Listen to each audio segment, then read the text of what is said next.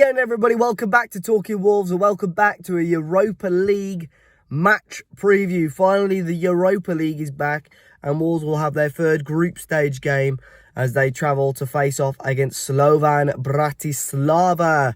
As always, guys, if you enjoyed today's video, be sure to hit the like button. If you are new, subscribe to the channel and let me know your thoughts and predictions for the match in the comment section down below. Before we kick off as well, make sure you go and check out our channel partners over at OneFootball.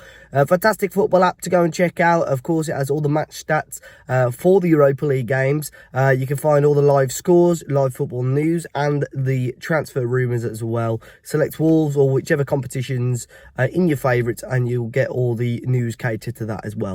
So Wolves travelling over to Slovenia to face off against Slovan Bratislava, a game that was meant to be behind closed doors due to racist chants by Bratislava, but guess what? It's their biggest attendance of the season, and it's meant to be sold out. Figure that one out as well. So with the game being, behind closed doors, in UEFA rules, there's sort of a loophole which allows 10 local children from local schools, football clubs or whatever to go to the game, and they'll be accompanied by one adult. So I think it's happened to them before, and they had a crowd of about 15,000, something like that.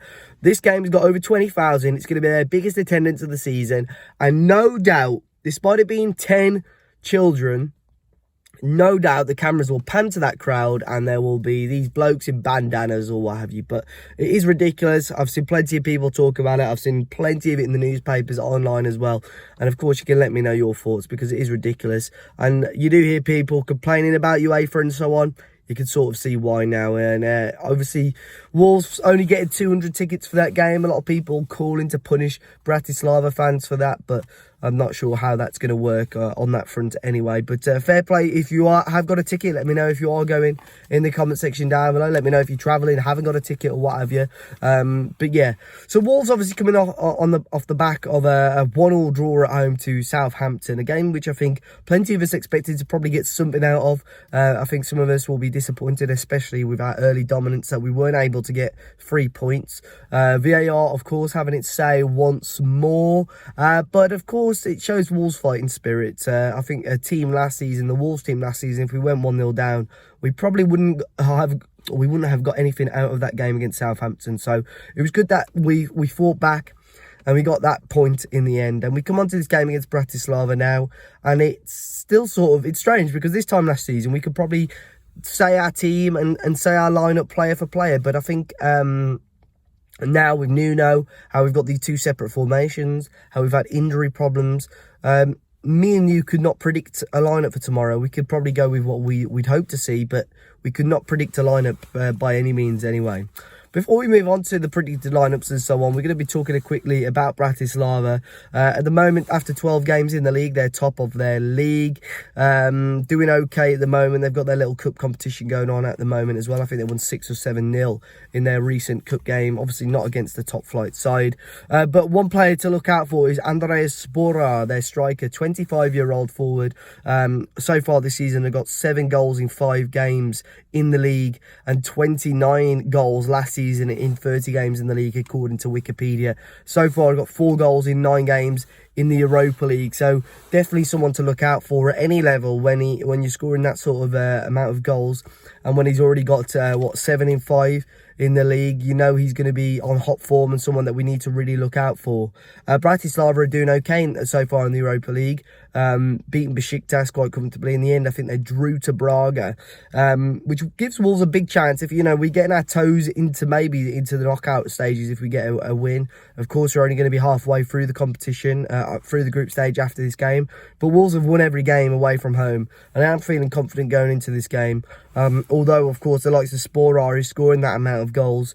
On paper, the standard of that league is well below par.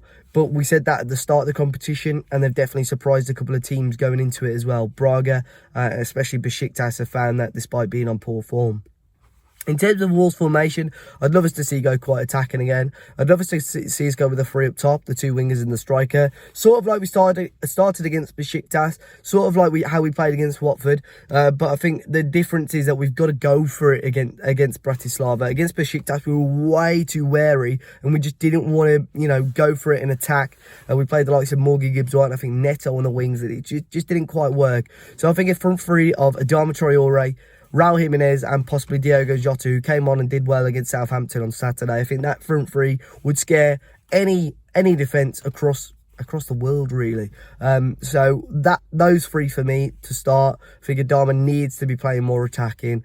Of course, he wasn't at his best against Southampton, but that can happen. Midfield 2, I'd go with Dendoncker and Moutinho. I fully expect the likes of Morgan Gibbs-White to come back in, though, to be honest. I expect Morgan to come in at some point if he's not starting. Neto, hopefully, if he's fit, we can maybe see a little bit of him.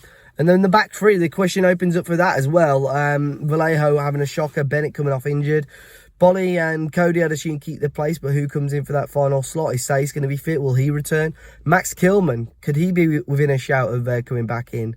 And then I'd play possibly Vinagre and Doc as the wing-backs with Patricio in goal. But it's got to be a win for Wolves. We're stronger than them. We've got to be better than them. And as I say, a win for Wolves will definitely put our toes into the knockout stages, I'd hope. But be sure to let me know your thoughts in the comment section down below. Just a quick preview for you guys today about the game. And I'm going to go with a 2-0 Wolves victory. Hopefully we can keep a clean sheet. Hopefully we can continue our away unbeaten run in Europe. And I'll be back tomorrow, or whenever you're watching this, maybe on Thursday, but I'll be back after the game, regardless, with my thoughts on the match, how Wolves got on, and hopefully I'll be reporting after a Wolves victory. Be sure to hit the like button down below if you haven't already, guys. Subscribe to the channel if you're new. And until next time, I'll see you all very, very soon.